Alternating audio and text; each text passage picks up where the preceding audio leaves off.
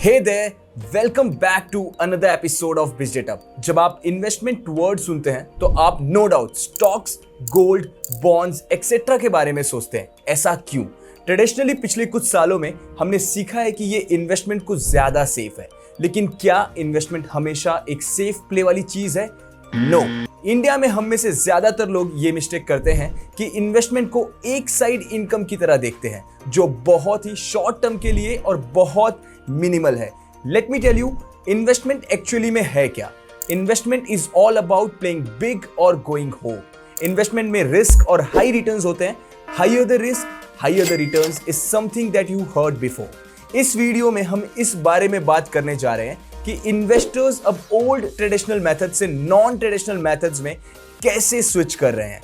जब आप investment word का यूज करते हैं तो इसके पिछले की थॉट ये बताती है कि एक इंडिविजुअल जनरली अपना पैसा stock, bond, real estate, gold etcetera जैसी वेल नोन एसेट्स में इन्वेस्ट करता है, जबकि पिछले कुछ टाइम से ये मार्केट अंडर परफॉर्म कर रहे हैं। इन्वेस्टर्स इन दिनों एक अपॉर्चुनिटी की खोज में है जहां वो रैपिडली आगे बढ़ सके और उन सब चीजों के लिए तैयार हो सके जो मार्केट क्रैशेस के दौरान उन्हें नुकसान होता है। इस प्रकार नॉन ट्रेडिशनल इन्वेस्टमेंट में इन्वेस्टर्स स्टार्टअप इन्वेस्टमेंट को बहुत तेजी से अडॉप्ट कर रहे हैं, जबकि स्टार्टअप्स में इन्वेस्टमेंट करने से नुकसान भी है, जैसे कि कैपिटल का पूरा लॉस हो जाना। लेकिन फिर भी बहुत से इन्वेस्टर्स ट्रेडिशनल इन्वेस्टमेंट से अपना ध्यान इस वोलेटाइल मार्केट में स्विच कर रहे हैं जो हाई रिटर्न देता है। As per the union budget, there has been massive support and finance at the disposal of startups in India for the growth and development of our Indian economy। उन्हें हमारी economy के future के रूप में refer किया जाता है और इवेंचुअली इंडिया कॉर्पोरेट सेक्टर को रिप्रेजेंट भी करने जा रहा है। आइए हम उन रीजंस पर ध्यान दें जिसकी वजह से इन्वेस्टर्स अपना ध्यान स्टार्टअप इन्वेस्टमेंट में स्विच कर रहे हैं।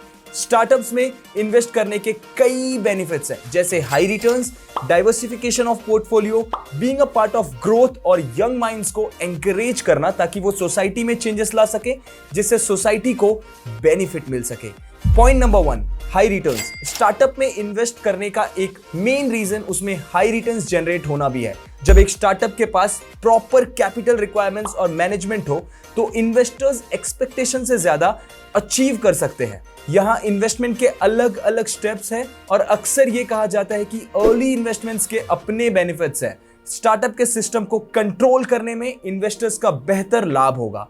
In return on the investment उन्हें कंपनी में ओनरशिप मिलता है और केवल इनिशियल कैपिटल और मैनेजमेंट सर्विसेज प्रोवाइड के उन्हें और बेनिफिट मिलता है। इंडिया में स्टार्टअप काफी तेजी से आगे बढ़ रहा है और इसमें इंडिविजुअली या कलेक्टिव इन्वेस्टमेंट से और भी बेनिफिट्स होता है। इंडिया में हर साल थाउजेंड्स ऑफ नंबर्स में नए स्टार्टअप फॉर्म होते हैं और उनके इनएक्सपीरियंस्ड होने की वजह से और साथ ही साथ कैपिटल और गाइडेंस में कमी होने की वजह से उनको सक्सेसफुल होने का चांस भी कम हो जाता है। तो इस तरह से अगर आप किसी स्टार्टअप में इन्वेस्ट करते हैं तो आपके पास भी राइट्स है कि आप उन्हें गाइड कर सकें और डिसीजन लेने में हेल्प कर सकें।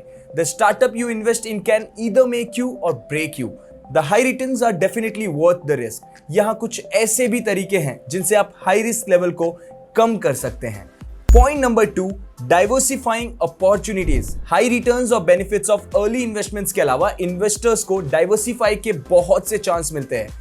कहा जाता है कि you should not put all your eggs in one basket, जिसका मतलब है कि आपको हमेशा अपना पोर्टफोलियो डाइवर्सिफाइड रखना चाहिए, क्योंकि अगर आपने कभी कोई लॉस फेस किया तो उस वक्त एक बार में ही सब लॉस ना हो और आपके पास कवर अप करने के लिए अपॉर्चुनिटी बनी रहे।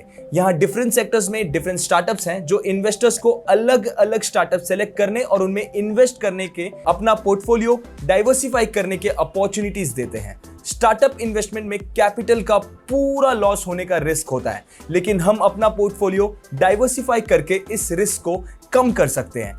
एक स्टार्टअप से जनरेटेड रिटर्न्स 2000x तक हो सकता है, जिससे सारे टॉसेस कवर हो जाते हैं। Point number 3, can be a part of growth. Finally investor अपने पैसा एम्बिशियस एंटरप्रेन्योर्स पर लगाते हैं जो नए और इन्वेंटिव आइडियाज मार्केट में लेकर आते हैं। ऐसे एंटरप्रेन्योर्स में इन्वेस्ट करना जो पैशनेट होते हैं और इनोवेटिव टैक्टिक्स प्रोवाइड करने के लिए डेडिकेटेड होते हैं, वो अनडाउटेडली स्टार्टअप रिस्क को कम करते हैं। एक इन्वेस्टर के रूप में आपको समझना चाहिए कि स्टार्टअप आपके इन्वेस्टमेंट पर रिलाई करता है और आपका सिंगल इन्वेस्टमेंट उस स्टार्टअप को मार्केट में आगे बढ़ाने में हेल्प करता है।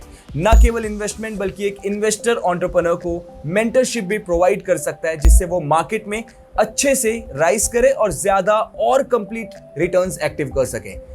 अगर इन्वेस्टर और एंटरप्रेन्योर्स के बीच एक अच्छी पार्टिसिपेटिव कनेक्शन होगा तो स्टार्टअप बहुत इफेक्टिवली राइज करेगा। स्टार्टअप का फ्यूचर काफी ब्राइट है और उनमें की गई इन्वेस्टमेंट उन्हें और ज्यादा राइज करने में हेल्प करती है और उसके साथ साथ इन्वेस्टर्स को भी अच्छे प्रॉफिट मिल जाते हैं जो उनके आइडिया में भरोसा रखते हैं। Engage yourself with BizDetup and start investing in startups today with small amounts to make big changes।